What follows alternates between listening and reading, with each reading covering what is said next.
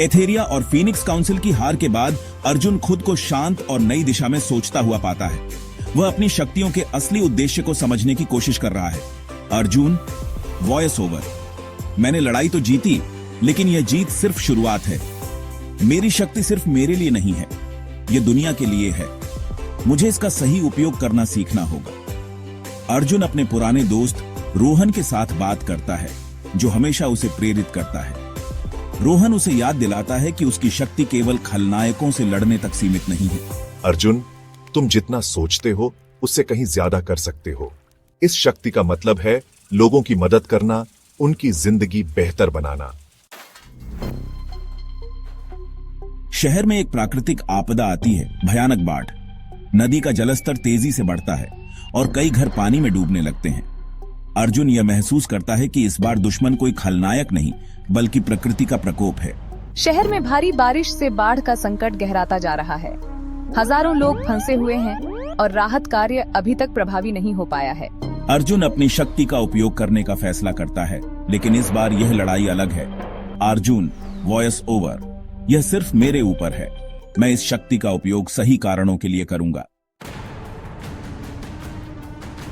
अर्जुन बाढ़ प्रभावित क्षेत्रों में पहुंचता है। वह अपनी बिजली जैसी तेजी का उपयोग करके फंसे हुए लोगों को सुरक्षित स्थानों पर पहुंचाने लगता है। अर्जुन एक डूबती हुई नाव को बचाता है। वह एक टूटे हुए पुल के ऊपर से कूदकर दूसरी तरफ फंसे लोगों तक मदद पहुंचाता है। अर्जुन बिजली के तारों से फैली करंट की समस्या को हल करता है, जिससे राहत कार्य तेज हो सके। लोग अर्जुन की मदद देखकर चकित और आभारी हैं। तुम हमारे लिए किसी फरिश्ते से कम नहीं हो। जैसे ही बाढ़ का संकट कम होने लगता है, अर्जुन को पता चलता है कि बाढ़ प्राकृतिक नहीं थी। इसके पीछे किसी का सुनियोजित षड्यंत्र था। एक संगठन ने नदी के पानी को नियंत्रित करने के लिए एक बड़े बांध को छेड़छाड़ करके यह आपदा पैदा की थी। अर्जुन को समझ आता है कि यह सिर्फ एक दुर्घटना नहीं थी। वह बाढ़ राहत में व्यस्त था और इसी दौरान फीनिक्स काउंसिल का एक बचा हुआ सदस्य नॉक्स इस आपदा के पीछे का मास्टरमाइंड था। तुमने सोचा कि यह बाढ़ सिर्फ प्रकृति का खेल था। यह तो सिर्फ तुम्हें कमजोर और व्यस्त करने का एक तरीका था। अर्जुन अब समझता है कि उसकी लड़ाई सिर्फ आपदाओं से नहीं, बल्कि उनके पीछे के षड्यंत्रों से भी है। अर्जुन अपने दोस्त रोहन और बाढ़ से बचाए गए कुछ विशेषज्ञों की मदद से इस षड्यंत्र के सबूत जुटाने लगता है। वह बांध की स्थिति का अध्ययन करता है और तकनीकी सबूत इकट्ठा करता है। अगर नॉक्स यह सब कर सकता है, तो वह और भी कुछ बड़ा प्लान कर रहा होगा। हमें जल्द ही कुछ करना होगा। अर्जुन बांध के पास जाकर नॉक्स का सामना करता है। नॉक्स उससे कहता है कि यह सिर्फ एक शुरुआत है और फीनिक्स काउंसिल अब भी सक्रिय है।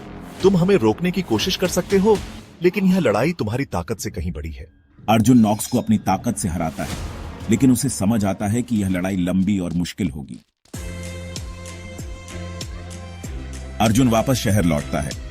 बाढ़ के बाद लोग उसकी बहादुरी की सराहना कर रहे हैं।